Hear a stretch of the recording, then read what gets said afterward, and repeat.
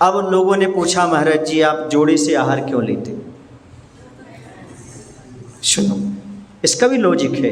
कुंतु सागर बिना लॉजिक के, बिना आगम के कोई काम नहीं करता, ये विश्वास रखो। जब हमने अक्षय तृतीया की कहानी पढ़ी, आदिनाथ भगवान का श्रेयांश राजा का इतिहास पढ़ा, तब पढ़ते ही लगा कि यार हमें भी इन लोगों को आगे के लिए कुछ व्यवस्था करना चाहिए। हम तो मुनि बन गए, हमने स्वाध्याय किया तो क्या उसका निचोड़ निकला कि 8वें भव पूर्व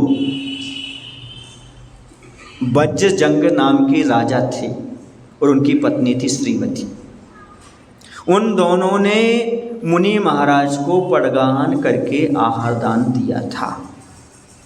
उसका फल था ये लोग भोगभूमि में गए, वहाँ से आकर के यहाँ आए, स्वर्ग आदि गए, फिर यहाँ पर आकर के जो वज्रजंग नाम का राजा था वह इस प्रकार का दान आदि के प्रभाव से यहाँ आकर के तीर्थंकर आदिनाथ हुए। और जो उनकी पत्नी श्रीमती थी वो राजा श्रेयांश हुए।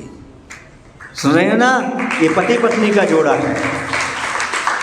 उस पति के जीव ने अर्थात आदिनाथ ने धर्म तीर्थ का प्रवर्तन किया, लेकिन उस साविका ने भी यहाँ आकर के राजा श्रेयांश के रूप में दान तीर्थ का प्रवर्तन किया।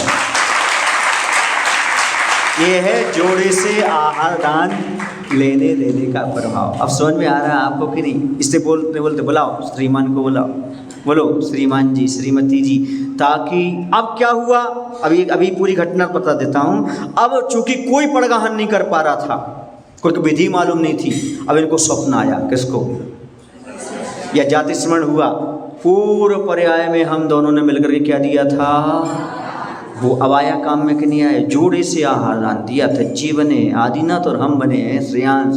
अब हमें विधि समझ में आई।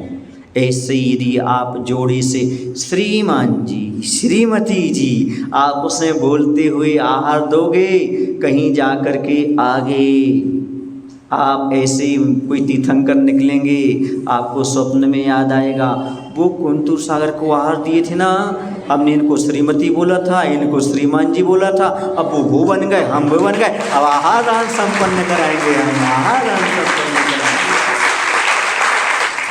नाम तो भूल जाओगे पर श्रीमती श्रीमती श्रीमान याद रहेगा। अब समझ में आ रहा आपको लॉजिक? हाँ, हर चीज़ें थोड़ी सी बाद में समझ में आती, क्योंकि राज की बात नहीं है, ये महाराज की बात है, और महाराज की बात धीरे धीरे समझ में आती। बोले महावीर भगवान।